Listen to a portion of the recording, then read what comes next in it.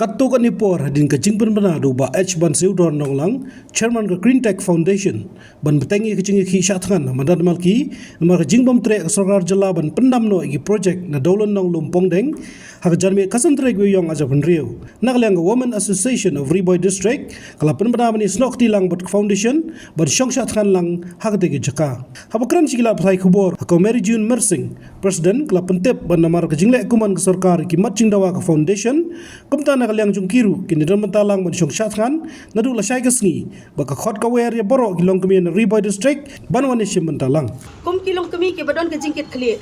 na ka benta ki khendau ki syap ki jaka ki puta na ka benta kalawe jong ki kun ki kti ki ban sawan haka pateng banwan kanong idap da jing sau khia habang yoi ba usamla nong lang ujarman jong ka GTF iwan ban Shong Shah Thngan hakani ke jaka bat hadin ngi yoi kat ki nyong teli ki swi ki la ayat sakmat ha ka ching Shah Thngan ke jeng in rei na kaliang jong ke Sorkar ka klem patiau ai tak hadu ka klip mat ka bam mentah ka swi ka ba kumbangi tip ila syakot sya ke jeng yakran rei ke jeng yakran ka nampoi sya ai ru na kaliang jong ke state government ke jongi kumbangi tip ka MDA2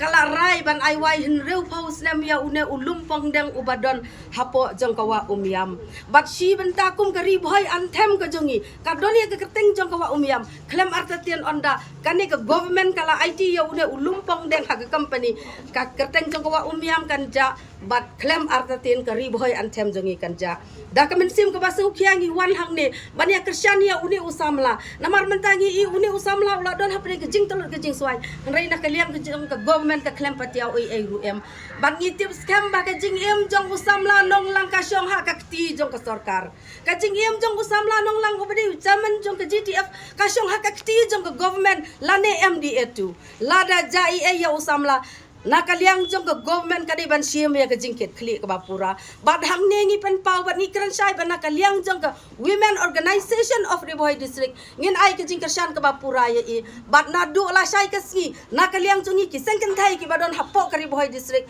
ngin yo Shong Shah Thngan rengkat bat I lada kat ba ke Sorkar hi sampak siem ya karai ban ong ba gila kular ban penkelano ya karai ke jongki na kaliang jongi ngin ai continue ke jing Shong Shah Thngan bat ke GTF te kade na kaliang ka kubar na kaliang jong women organization of Bhoi district bat na kaliang ke jong akum ka president hang ne ngakot ngayower ya baro kilong kemi ki badon hapo jong ke Bhoi district bakin ay ke jing kersan ke bapura namar si benta ka ini ke issue jong ulumpang deng kade ka bayadon benta bat ka them Bhoi ka bayit ke jongi bat syusyu ngi layu iru ke ai ke ba ke Sorkar kala persang ban le hapo ke Bhoi jongi dak kala kala persang ban wan ra sibun ki ai ki bom ya habdor bat ki bom snow tenat haka jinga dei bat ke imlang ka salang ngapen ken mawe ki parlok Longkmie jong ka temri Bhoi bakan kaliang jong ka